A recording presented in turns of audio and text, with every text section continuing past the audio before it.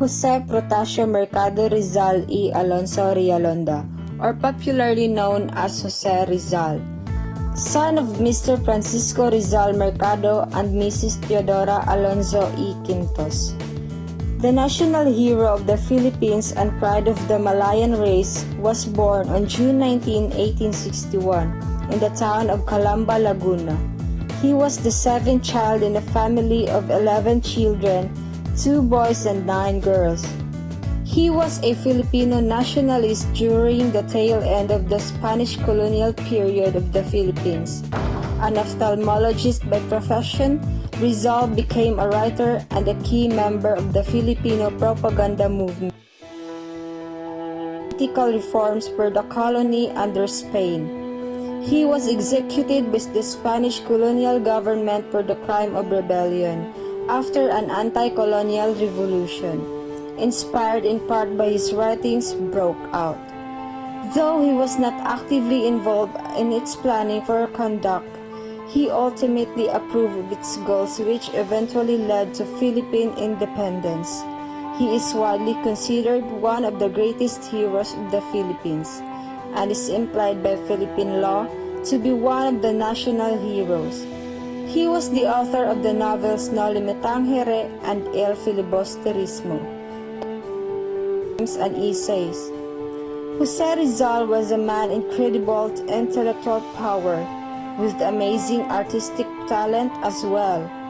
He excelled at anything that he put to his mind, to medicine, poetry, sketching, architecture, sociology.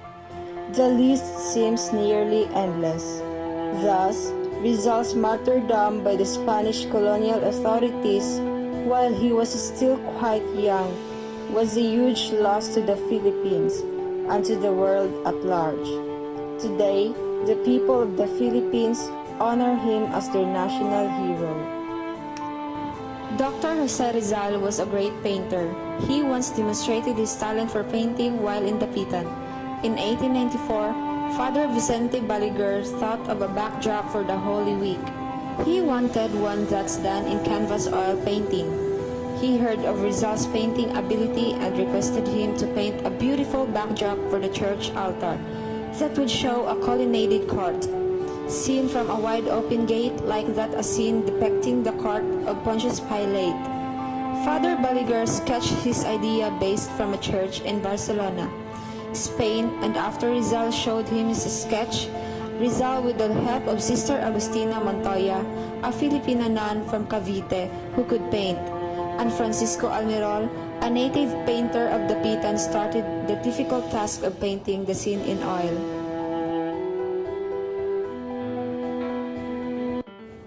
Saturnina Rizal. The material that he used is oil. We can see this painting now in Rizal's shrine in Fort Santiago. Saturnina is the eldest child of Don Francisco and Teodora Alonso. She and her mother provided the little Jose with good basic education that by the age of 3. Saturnina had always been a loving ate, neneng to Jose when their mother was imprisoned. The Dapitan Church curtains.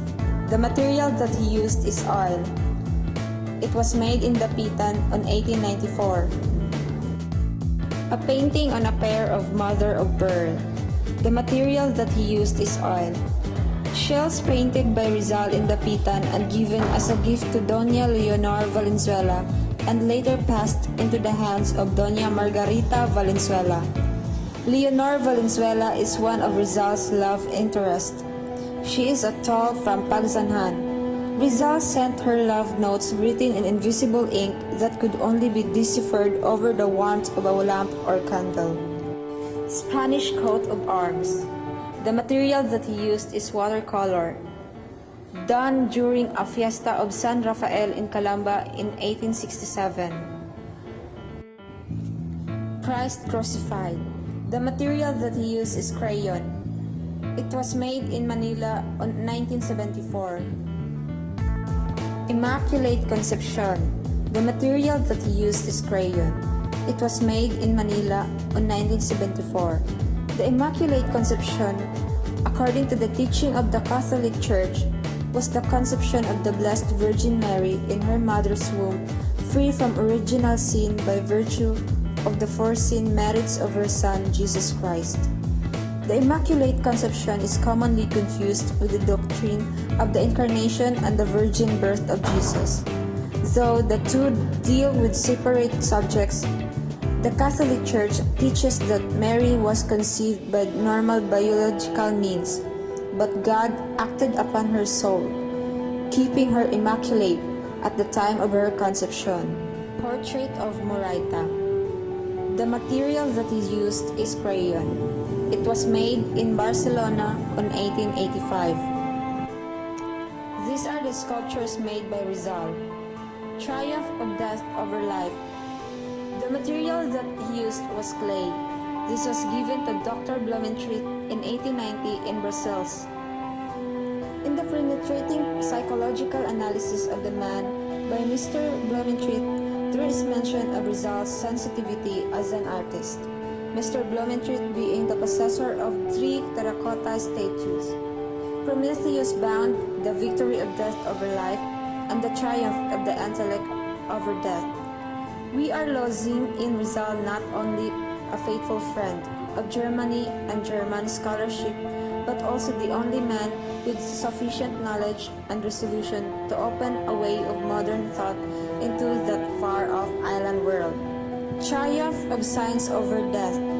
The material that he used was clay. This was given to Dr. Blumentritt in 1890 in Brazil. It is also known as Centella. It's a clay sculpture made by Jose Rizal as a gift to his friend Ferdinand Blumentritt. The statue depicts a young, nude woman with flowing hair standing on a skull while bearing a torch. The woman symbolizes the ignorance of humankind during the dark ages of history, while the torch she bears symbolizes the enlightenment science brings to the world. The woman stands atop a skull, a symbol of death, to signify the victory that humankind aims to achieve by conquering this bane of death through scientific advancement.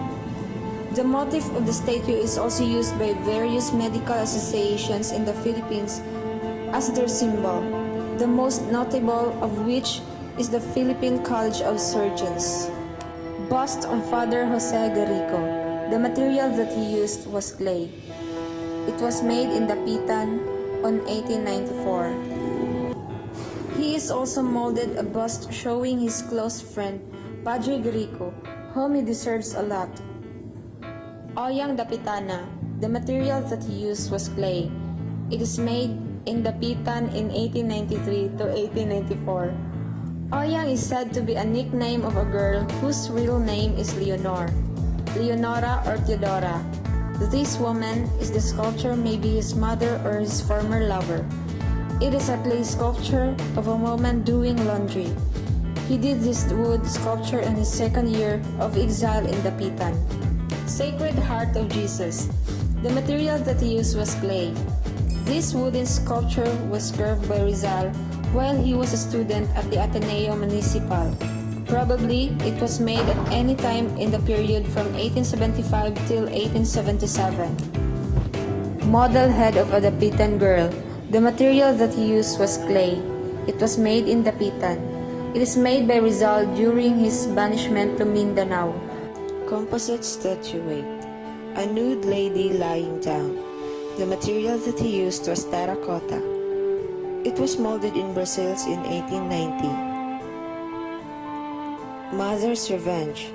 The sculpture in terracotta was made of clay. Mother's Revenge is an allegorical representation of what was happening in the Philippines during that period. Shown is a mother dog trying to rescue her helpless pup from the bite of the crocodile.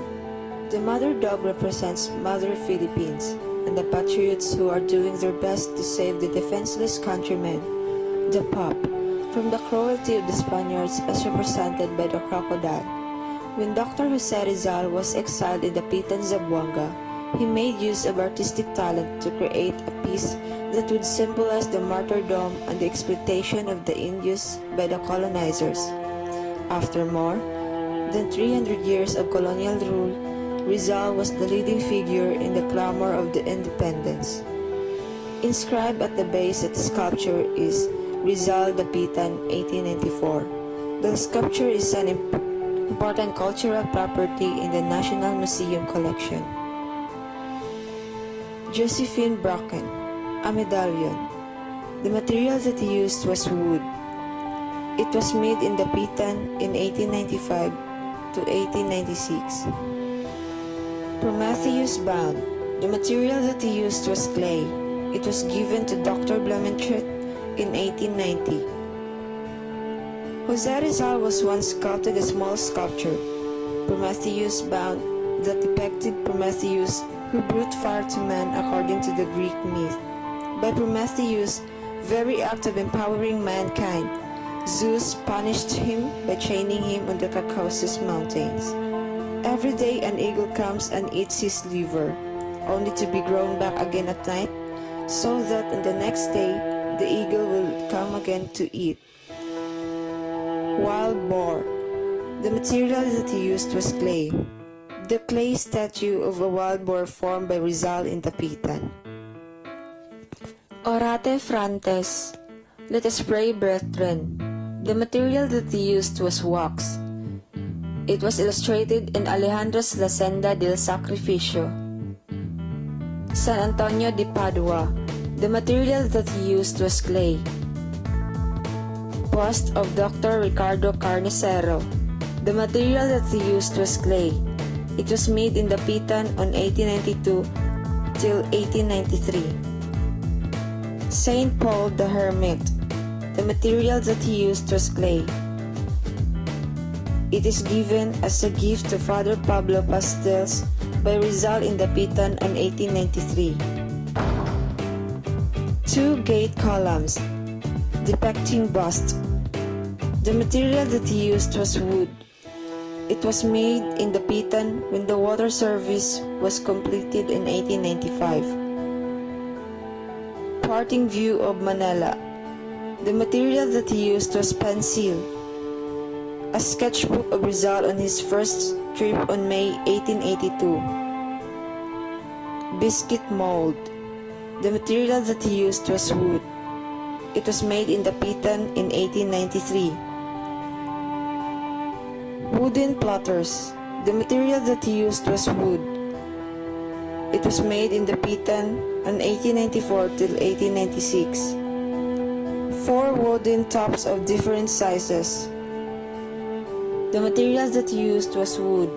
It was made in Dapitan on 1894. A bowl of a pipe representing a girl's head. The material that he used was wood. It was made in Dapitan on 1893. Josephine sleeping. The material that he used was plaster. A clay model of his wife made by Rizal in Dapitan around 1895. Bust of his father. The material that he used was clay. It was made in Calamba on 1881. Head of Egyptian. A candle holder. The material that he used was plaster. It was made in Hong Kong in 1892. Bust of Marabeo. The material that he used was terracotta. It was made in Barcelona, intended for Valentin Ventura.